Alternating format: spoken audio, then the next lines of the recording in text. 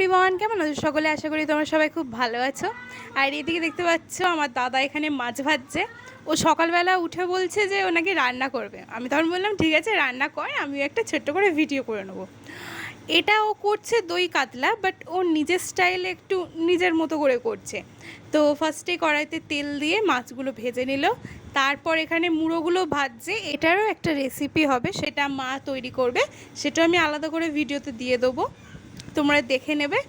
আর তারপরে এগুলো ঢাকা দিয়ে দিল মুড়োগুলো ভালো করে ভাজা হওয়ার জন্য। আর এদিকে পেস্টটা তৈরি করার জন্য পেঁয়াজ, লঙ্কা, রসুন, আদা এগুলো ছিল, এগুলো ভালো করে পেস্ট করে নিতে হবে। আমি ওকে বলছি শুধু রান্না করলে হবে, একদিকে একবার তাকা। বলো পেস্টটা দেখালো, দেখানোর পর এবার একটু টক দইটা দিয়ে দিল, যাতে ভালো করে একসাথে পুরোটা পেস্ট হয়ে যায়। এইদিকে কড়াইতে তেল দিয়ে দিল, তেলের পর একটু চিনি দিচ্ছে। আমি জিজ্ঞেস করলাম তেলে থেকেও চিনি দেয় নাকি, মা পাশ থেকে বলো চিনি দিলে নাকি যে গ্রেভিটা হবে সেটা নাকি লাল লাল হবে। তো তারপরে দারচিনি, লবঙ্গ, এলাচ যেগুলো থাকে সেগুলো দিল, দেওয়ার পর শুকনো লঙ্কা দিয়ে দিল, আর যে পেস্টটা তৈরি করেছিল সেই পেস্টটাও দিয়ে দিল। দেওয়ার পর ভালো করে নাড়তে হবে, মানে যাতে ভালো করে মানে যে মশলাটা আছে সেটা যেন ভালো করে কষে যায়।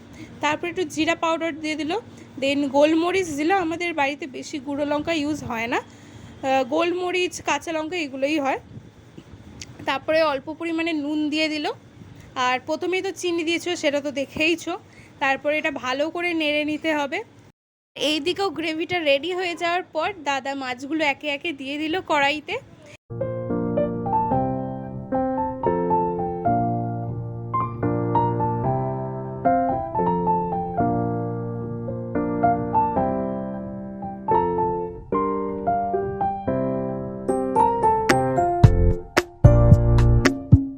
এই গ্রেভিটার মধ্যে অল্প করে টক দই গোলা জল দিয়ে দিতে হবে, যাতে মাছের যে এটা তৈরি হয়েছে সেটা যেন বেশি ড্রাই না হয়ে যায়।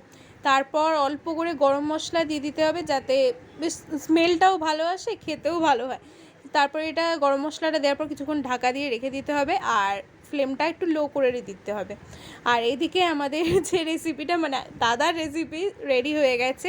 এটার নাম দিয়েছে ড্রাই দই কাতলা, আর তোমরা গার্নিশ করার জন্য ক্রিম বা টক দই দিয়েও করতে পারো। আর ভিডিওটা ভালো লাগে লাইক, কমেন্ট, শেয়ার আর সাবস্ক্রাইব করে দিও আমার চ্যানেলটা। আর এখনের জন্য টাটা।